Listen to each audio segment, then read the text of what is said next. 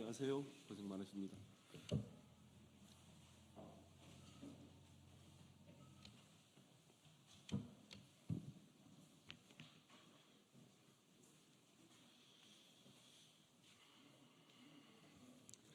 안녕하십니까. 더불어민주당 대변인 한민수입니다. 논평을 발표하겠습니다. 윤석열 대통령의 고집이 만든 응급실 뺑뺑이에 왜 죄 없는 국민만 고통받아야 합니까? 윤석열 대통령의 오만과 독선, 윤석열 정부의 무능과 무책임이 우리 국민의 생명과 안전을 위험 속에 밀어넣고 있습니다.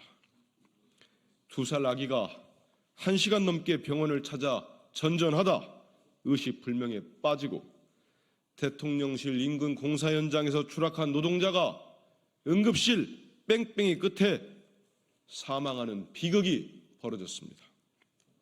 순간 접착제를 눈에 넣는 사고가 일어나도 20곳이 넘는 병원에서 모두 이송을 거절해 결국 환자 스스로 병원을 찾아봐야 했다고 합니다.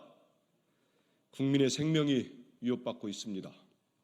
그런데도 윤석열 대통령은 비상진료 체계가 원활하게 가동되고 있다며 국민을 속이고 있습니다.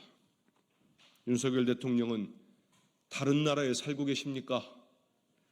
윤석열 대통령의 고집이 만든 응급실 뺑뺑이에 왜 죄 없는 국민만 고통받아야 됩니까? 정부 역시 200일이 넘는 의정 갈등으로 자초한 응급실 뺑뺑이 사태를 구조적 문제의 누적이라고 혹세무민하고 있습니다. 눈 가리고 아웅도 정도껏 하십시오. 억지 변명으로 국민의 눈을 가릴 수는 없을 만큼 현실은 악화되고 있습니다. 의료 현장에 직접 가보라는 윤석열 대통령부터 의료 현장에 가보십시오.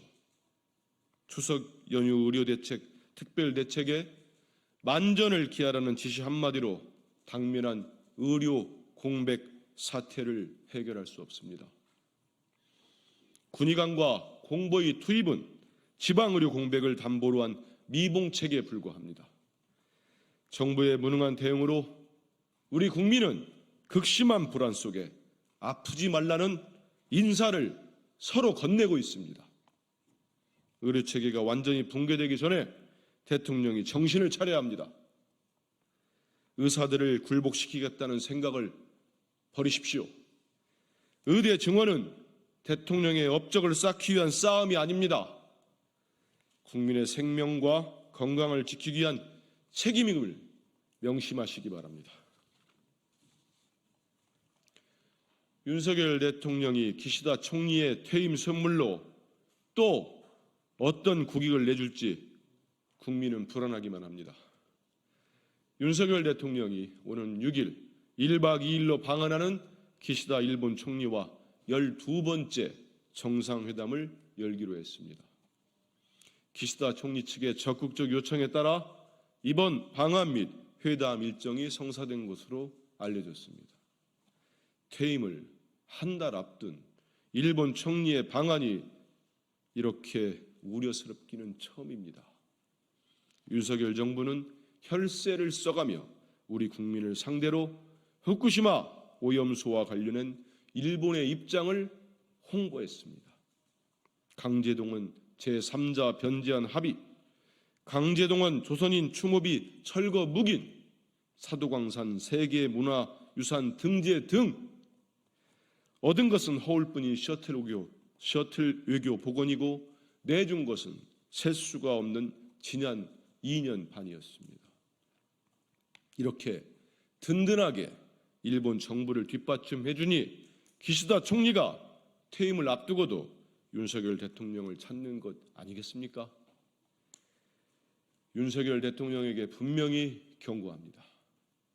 부디 마지막 회담에서라도 친일 굴종 외교의 저자세를 내려놓고 오직 우리 대한민국의 국익을 지켜내십시오. 윤석열 대통령이 대한민국 대통령이 맞다면 이번 방안이 기시다 총리의 성과를 홍보하는 자리가 되게 해서는 절대 안 됩니다. 오히려 그간 기울어진 한일 관계를 바로잡는 계기가 되어야 할 것입니다. 야스쿠니 신사 곡물 복납과 독도에 대한 일본 방위상의 망언, 그리고 과거사 왜곡에 대해 분명한 사과부터 받아내십시오. 국민께서는 더 이상 일본에 대한 굴종 외교로 국익만 내주는 윤석열 정부를 용납하지 않을 것입니다. 더불어민주당은 국민과 함께 대한민국의 자존심과 역사를 짓밟고 있는 윤석열 정부의 친일 매국 외교에 대해 끝까지 맞서 싸우겠습니다. 이상입니다. 고생하셨습니다.